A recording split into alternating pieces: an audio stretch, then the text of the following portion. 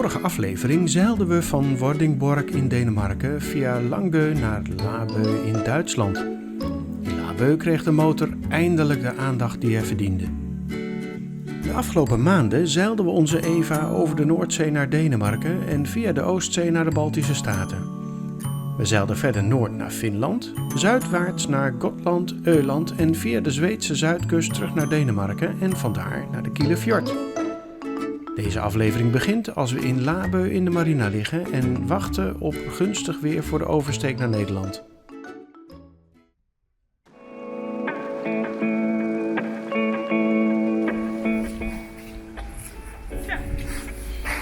Ben je bereik? Ja, ik ben bereik. We hopen dat ik de boodschap nog kan staan. Ja, dat zou fijn zijn. Ja. Gaan we jou parkeren op een buitje?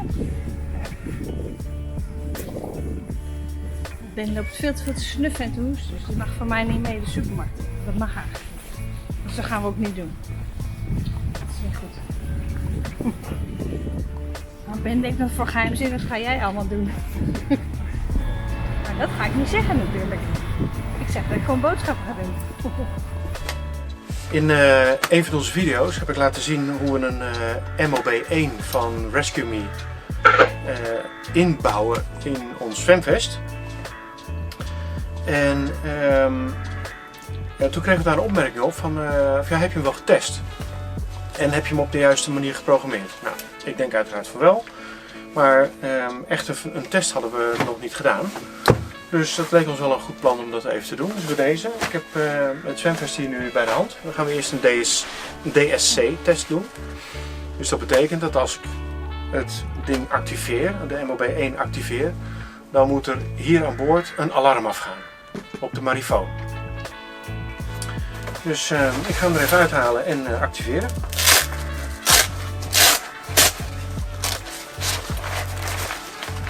Hier zit hij, hè? De MOB1 van Ocean Signal. Deze bescherming moet er even af. En dan moet het antennetje eruit en dat moet je je ogen beschermen. Zo. En om die test te doen, drukken we op de testknop voor een tijdje totdat hij het rode lampje vast gaat branden.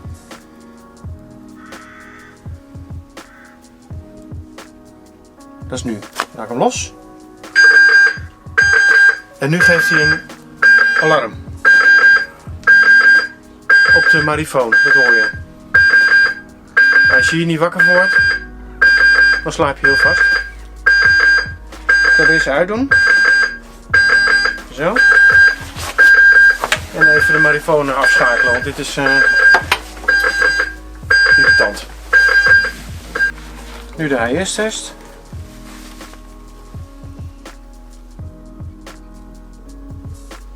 Gaat hij vastbranden en dan gaat hij daarna knipperen. We laten hem los. Gaat hij groen, heeft hij een fix. Hop. Ja. En nu gaat hij uitzenden.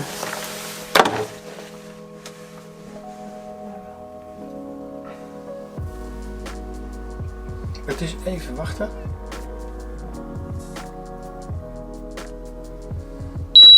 Ja. Go to schip. Bam. Alarm opheffen.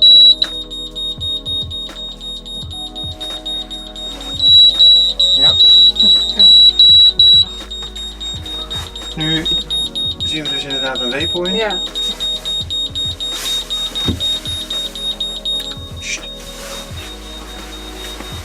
We hebben nu een waypoint en daarachter zien we een AES target. Ik zou dat waypoint wel even weghalen. Dan kunnen we misschien. Kijk, dit is het, de MOB1. Kunnen we meer informatie van opvragen? Ja, heel veel niet gedefinieerd. Maar die 972 en de rest, dat is hem. Dus, mocht een van ons overboord gaan en een reddingsvest aan hebben en niet aangelijnd zijn, dan gaat er een alarm af. Gaat de marifoon een alarm geven, piepen. En dan krijgen we hier een AIS-target waar we naartoe kunnen varen. Nou, helemaal goed, lijkt me. Nou, hij is al uit. Hij gaat vanzelf uit naar zo'n test. Begreep ik. Ja. Zo. En nu moet het... Oh, nee.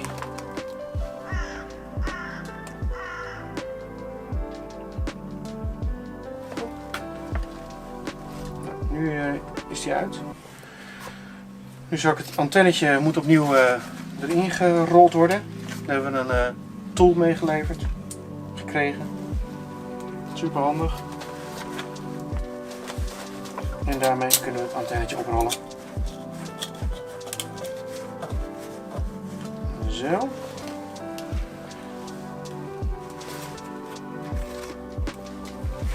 Even kijken. Hier moet, ja. Het grijze dingetje er weer mee.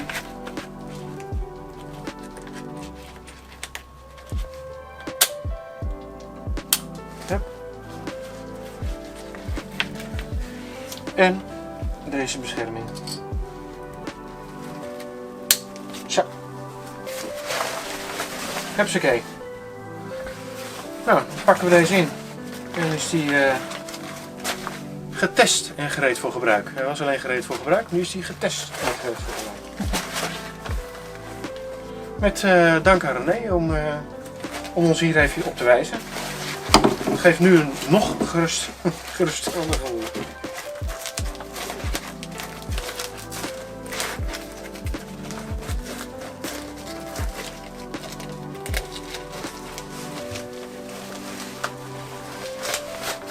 Ja.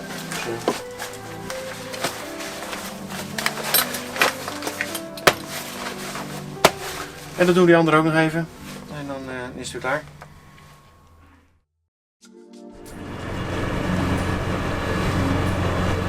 Zo. We zijn wakker geworden en meteen vertrokken. Want we willen vandaag een stukje van het Kielerkanaal doen. Of het Noordoostzeekanaal. Of het Noordoost-Deltakanaal. Zoals het ook wel wordt genoemd. En we dachten van nou weet je wat, dan gaan we uit de haven weg. En dan wachten we totdat doen we rustig aan. En dan horen we wel of dat jachten naar binnen mogen. Maar net toen we weggingen, toen hoorden we al over jachten praten. Dus over de marifoon, ja. We proberen nu met enige haast bij het kanaal te komen. Ik zie nog jachten drijven daar. Dus ze zijn er nog niet in. Maar de wachttijden kunnen hier vrij lang zijn, vandaar.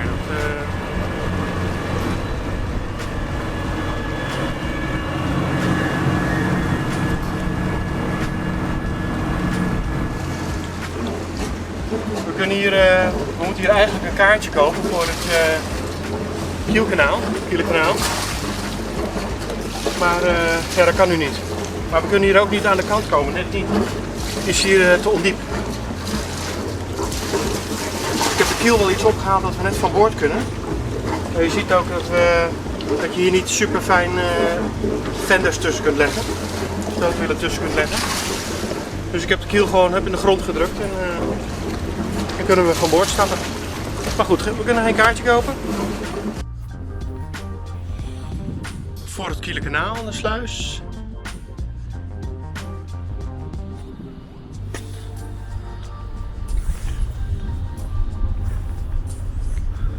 Er liggen inmiddels 17 boten te wachten. En dit duurt uren. En niemand weet erom.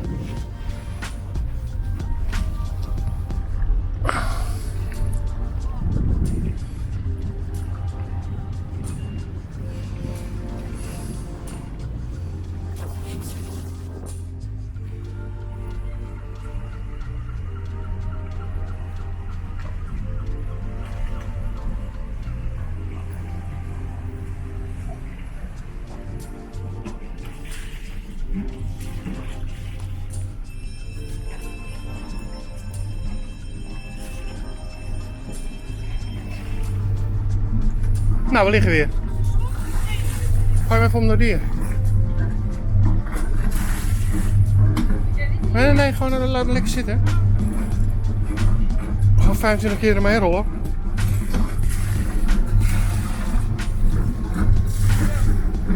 Iets meer.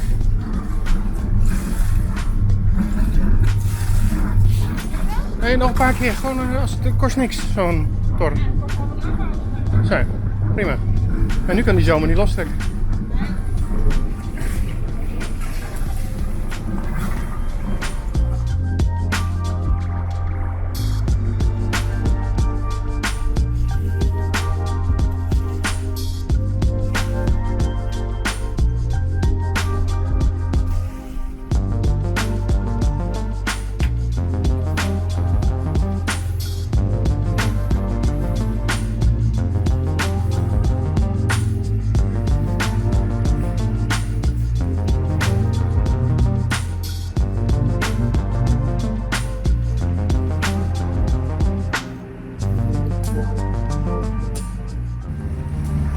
Nou, de eerste brug hebben we overleefd.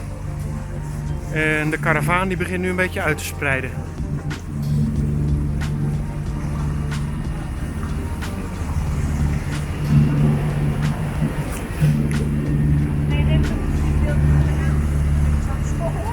Nee.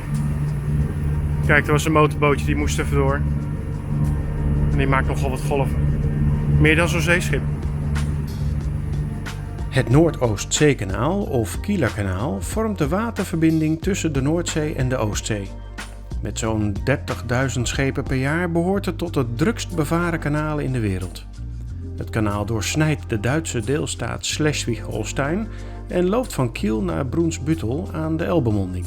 Een afstand van bijna 97 kilometer. Schepen die varen van de Oostzee naar de Noordzee of omgekeerd, hoeven nu dus niet de reis om Denemarken te maken.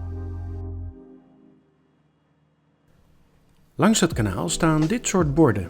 Deze betekent dat er vanaf hier een bocht is met een radius van 300 meter.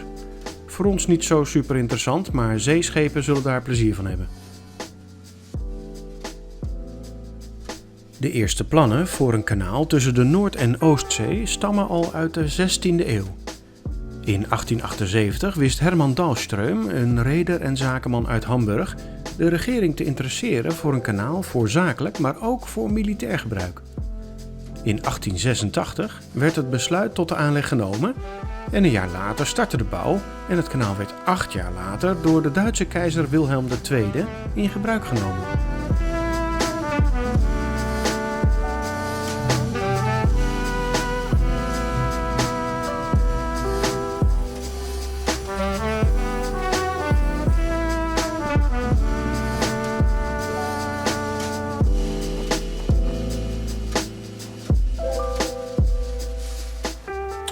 We hebben even terug allemaal lood van de bakboordkant van de boot helemaal voorin gelegd, omdat de boot in zijn geheel een beetje achterover hing.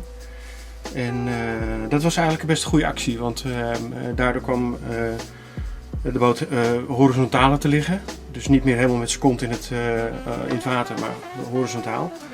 Maar we hebben ook gemerkt dat dat lood aan de bakboordkant er niet voor joker lag. Want nu hangt de boot een klein beetje naar stuurboord. Dus wat we nu gaan doen is wat lood weer naar achteren verplaatsen aan de bakboordkant, totdat de boot helemaal zeg maar recht ligt. Dus niet meer overheld naar stuurboord. En onderwijl gaan we meten hoeveel we verplaatsen. Want die hoeveelheid kilo's moet ook weer terug naar voren. Dus dan moet er wat extra lood bij komen. Nou, dus we gaan het eerst maar eens hier uithalen en meten.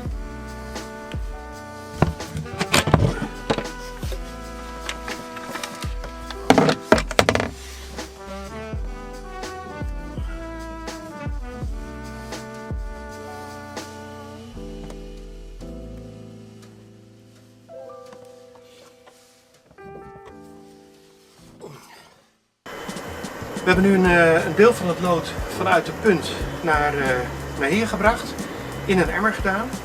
En we willen graag weten hoeveel lood het precies is, hoeveel kilo.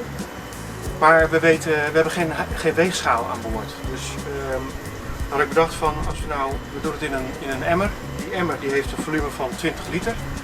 Daar stoppen we het lood in, vullen we hem aan met water. En vervolgens halen we het lood eruit.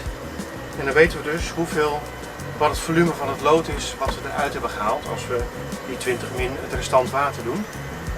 Van lood weten we dat het 11,35 kilo per kubieke decimeter weegt.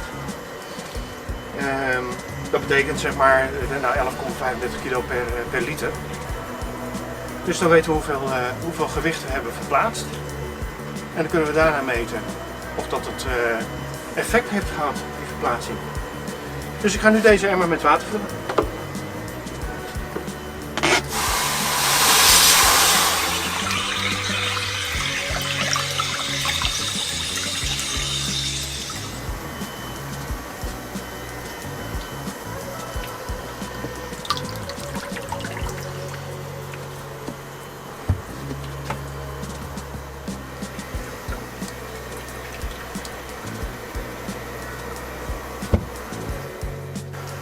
Nou, ik heb even gekeken, er zit nog 12 liter water in.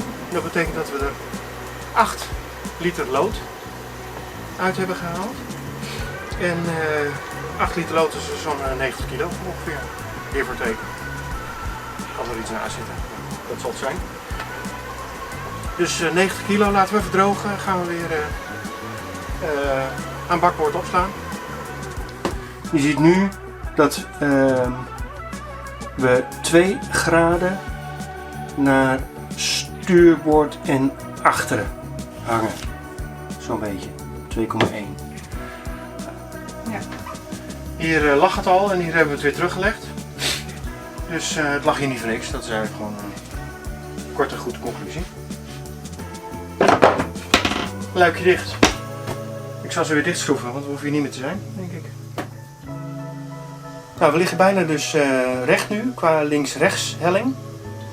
Je ziet wel dat we nog 1,6, 1,7 graad achterover hangen. En, nou ja. Nou, dit is na onze gewichtsverplaatsingsactie. En dan zie je dat de achterkant wat dieper in het water ligt dan de voorkant. Maar,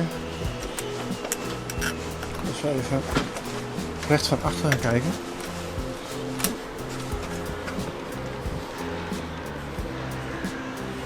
Ja, dat zou je zo niet kunnen zien, maar hij ligt wel recht. Ja. Nou, achter ligt nou een laag, hè?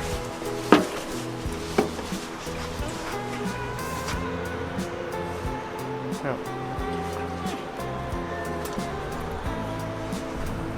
Zo, nu het dorp in, hè? Ja, dan gaan we eens eventjes Rendsburg verkennen. Van in het water, hè? Je loopt achteruit over de steiger. Dat is gevaarlijk. Hallo, wat heb je daar? Ik heb een Deense folder. Superhandig. Een Deense folder. Met een wandeling door Rendsburg. Met allerlei punten waar we, zeg maar, bezienswaardigheden. En die is in het Deens, waar het aardig is dat ik online een Nederlandse versie heb. Maar dit is gewoon handig voor de route. En Deens is eigenlijk heel simpel. Dus als je Deens gewoon met een Nederlands accent uitspreekt, dan klinkt het hetzelfde. Niet dat ik er wat van begrijp.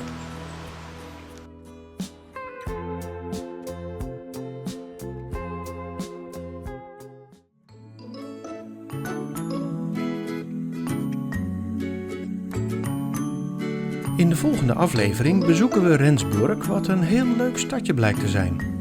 Daarna varen we het tweede deel van het kanaal en varen over de Elbe naar Cuxhaven, waar we op betere wind voor de oversteek naar Nederland wachten. Wil je ons blijven volgen? Schrijf je dan in op onze website www.seelingeva.com voor de nieuwsbrief. Kijk op de diverse social media en abonneer je op ons YouTube-kanaal. Wil je weten waar we nu zijn? Kijk dan op onze website en klik op Waar is Eva? Je ziet daar bijna per dag actueel onze route, waar we zijn en wat we doen. Dankjewel!